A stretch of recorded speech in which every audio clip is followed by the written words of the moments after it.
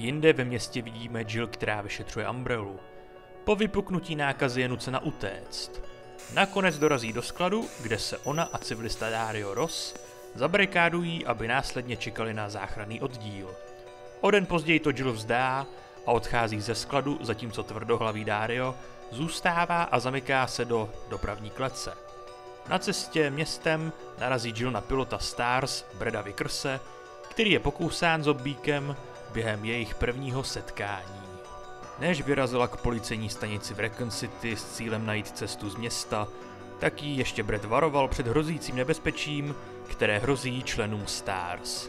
Zde se následně opět setkala s Bradem, který jí říká, aby okamžitě utekla předtím, než je napaden obrovským BOW Tyrantem typu T, který je naprogramovaný na eliminaci všech členů STARS. Nemesis. Jill se podařilo uniknout Tyrantovi a dostat se do policejní stanice, uvnitř které zachytila nouzový signál. Poté zamířila do centra města, kde našla člověka, který signál vysílal. Žoldáka Carlose Oliveru.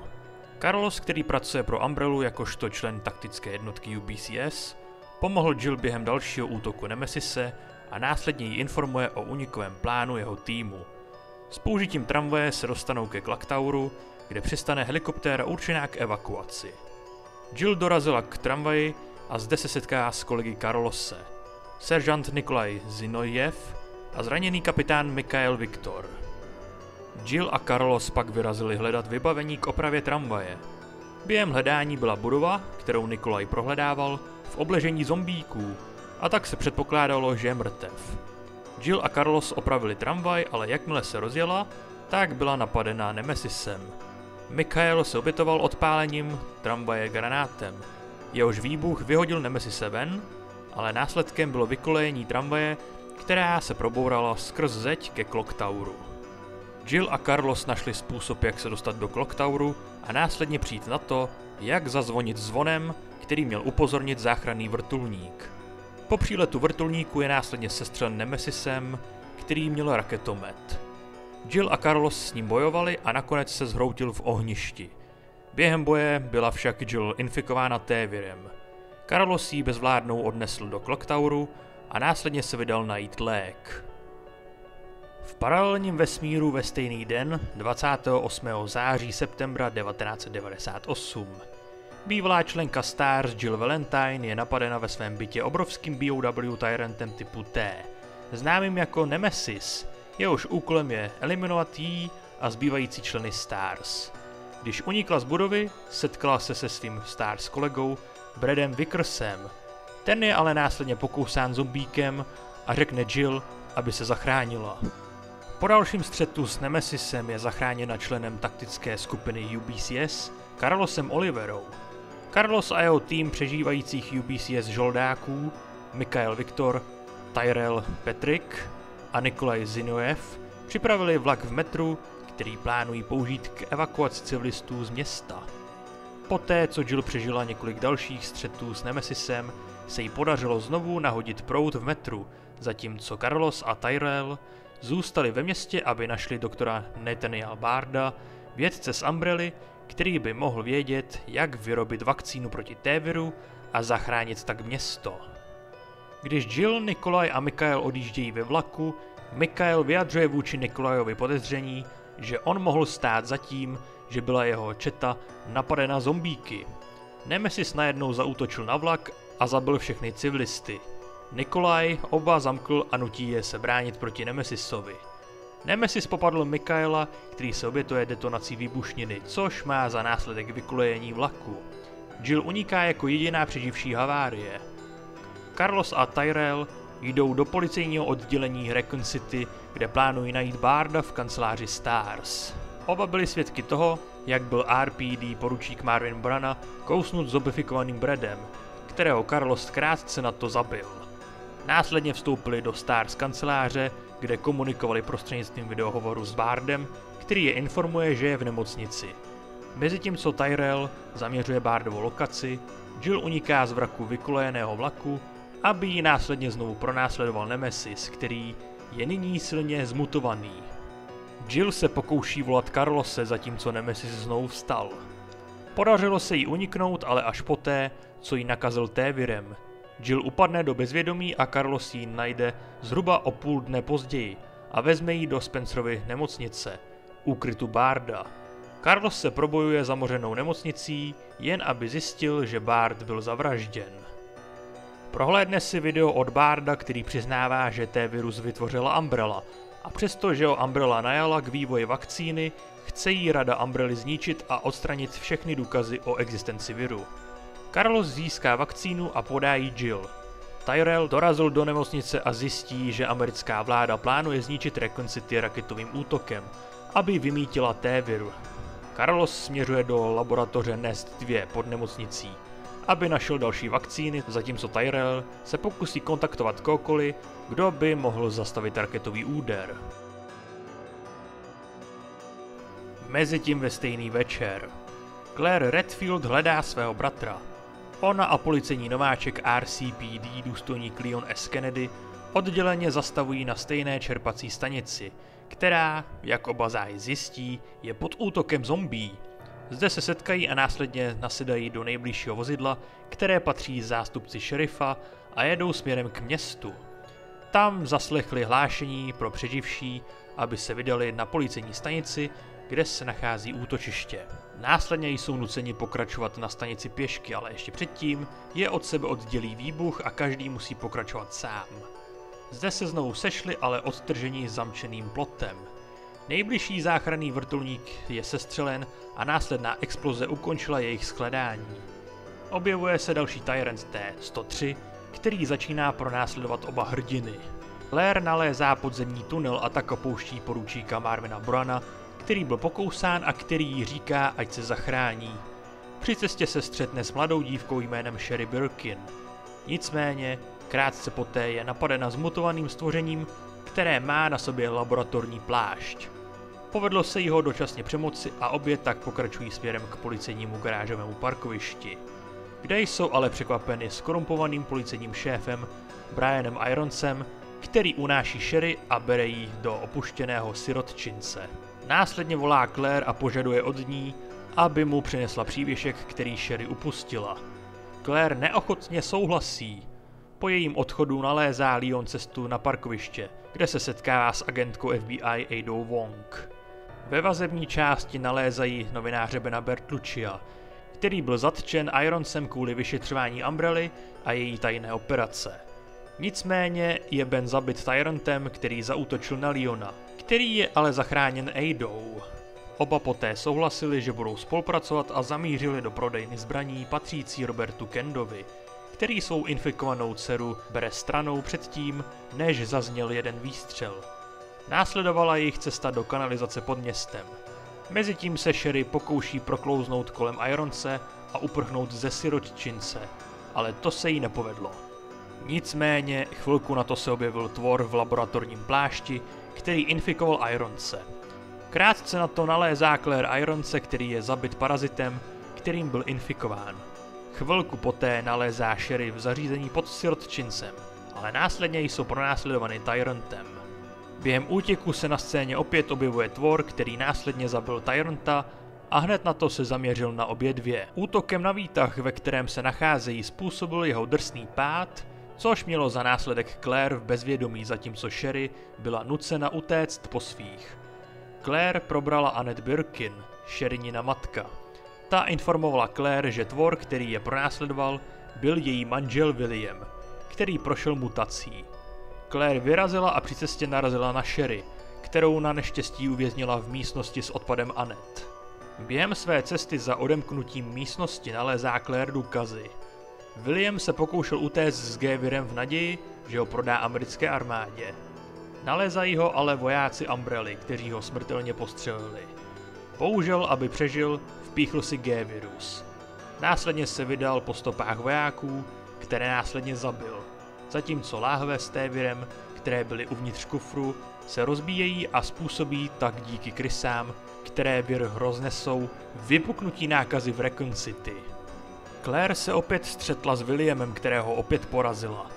Úspěšně se jí povedlo otevřít místnost s odpadem. Zde nalézá Sherry, která byla infikována Williamem, který ji pronásledoval kvůli shodě DNA. což umožňuje následné šíření viru. Annette jí vysvětluje, že ji dokáže vyléčit v její laborce, v zařízení Umbrely s názvem Nest. Mezitím se Leon a Ada střetli s Annette. Ada jí informovala, že tu jsou kvůli G-viru, ale Annette jí odpověděla, že ho nedostanou. Následně zapálila infikované tělo před začátkem střelby. Leon skočil před Adu, aby tak schytal kulku za ní. Ada následovala Annette, kterou sice našla, ale následně také skončila v místnosti s odpadem. Leon se probudil, osvobodil Adu a společně se vydali do Nestu pro vzorek viru. Během cesty mají společnou chvilku, během které Ada políbí Leona. Leon pokračuje v cestě, zatímco Ada zůstává kvůli zranění, které utrpěla po pádu. Leon získává sérum a opět se pouští do boje s Birkinem.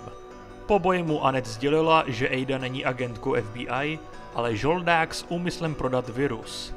Konfrontuje Adu, která nakonec přiznala skutečnost, načež vytáhla na Leona zbraň a dožadovala se viru. Annette jí postřelila a následně uklouzla na mostě, na kterém stála.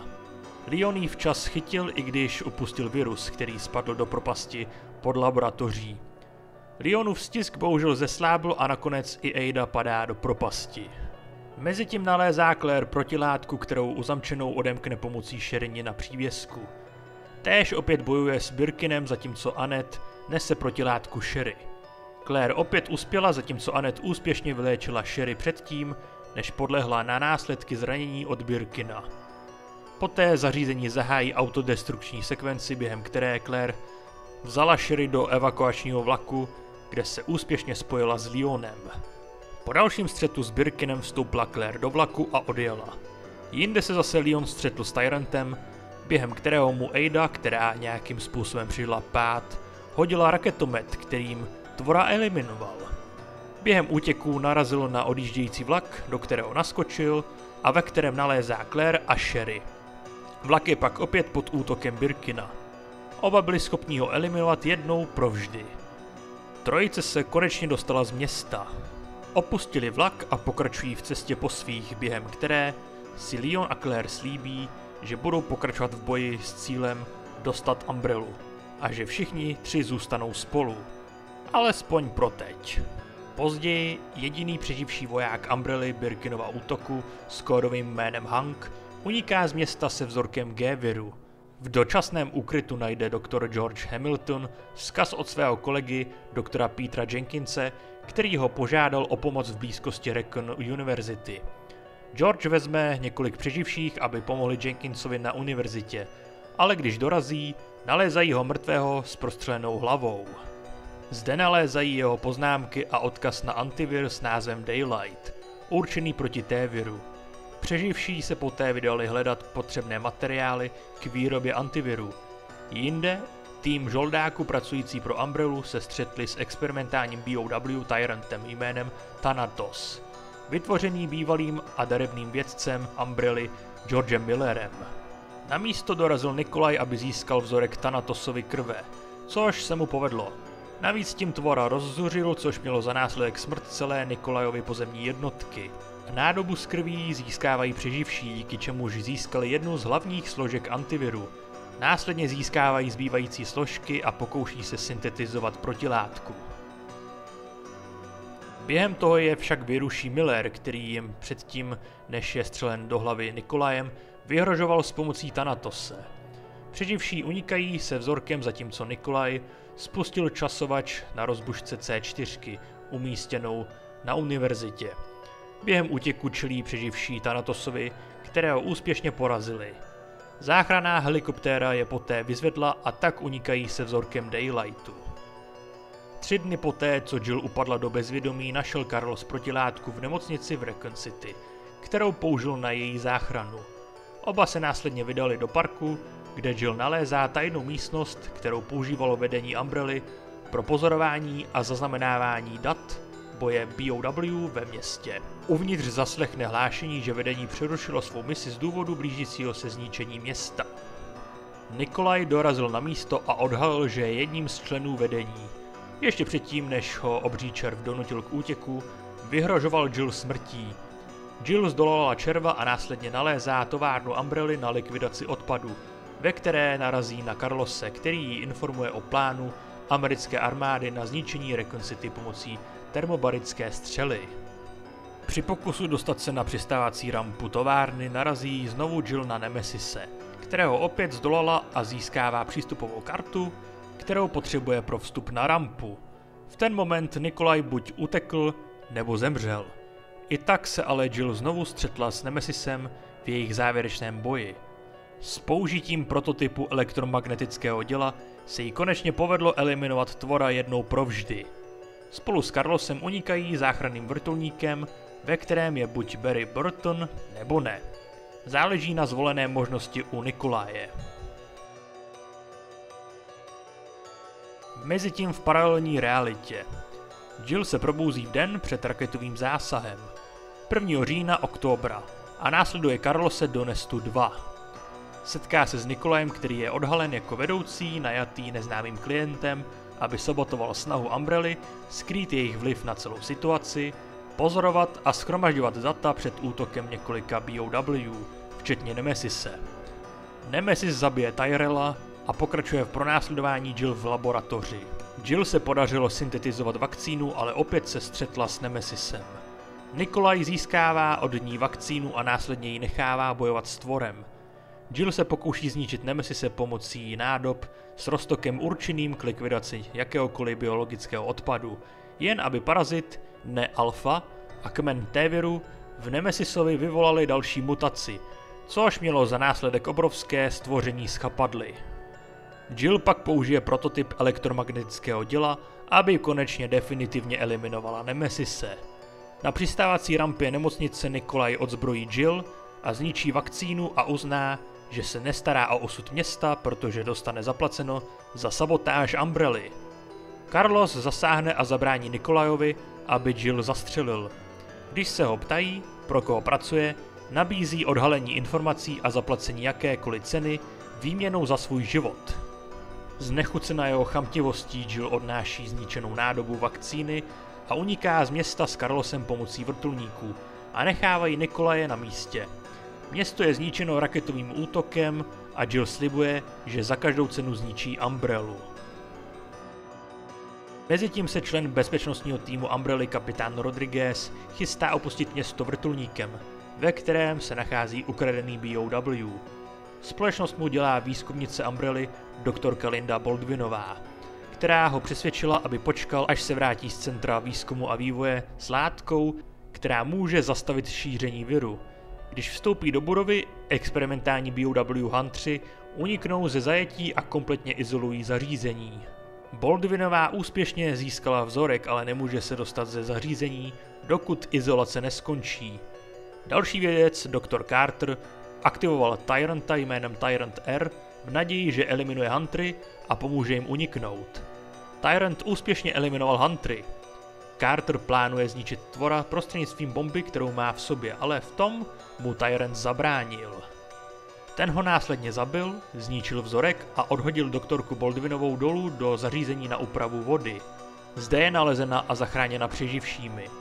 Poté, co voda protekla kanalizací, se vynořili v blízkosti Apple Inn.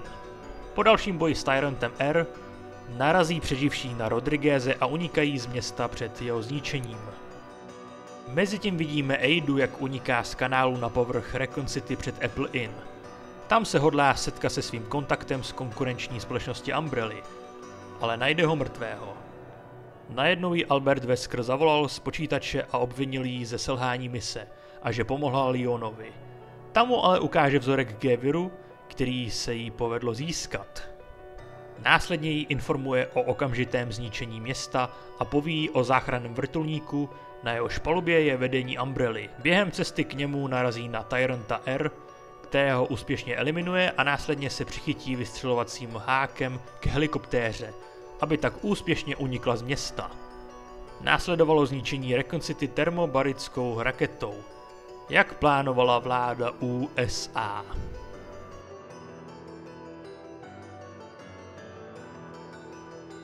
Tak jo lidi, tohle byla druhá část kompletního příběhového lóru Resident Evil, během kterého jsem málem přišel o svůj hlas. Taky kvůli tomu, že to natáčím v noci. Nyní bych vás chtěl požádat, abyste toto video sdíleli, aby se dostalo k těm, které by toto téma mohlo zajímat. Jinak pokud dáme během prvních 5 hodin od vydání aspoň 100 shlédnutí a několik nových odběrů, tak se můžete těšit na další a jiná Resident Evil videa. Každopádně zde můžete vidět zeď slávy patronů na Patreonu, kteří svými příspěvky podporují chod tohle kanálu, jeho budoucnost a také nezávislost, co se týče monetizace a také produkce. Navíc díky tady našim patronům a také díky vám, co dáte odběr, můžou vznikat tyto videa a další podobná videa, takže vám děkuji si do srdce za tohoto obrovskou podporu.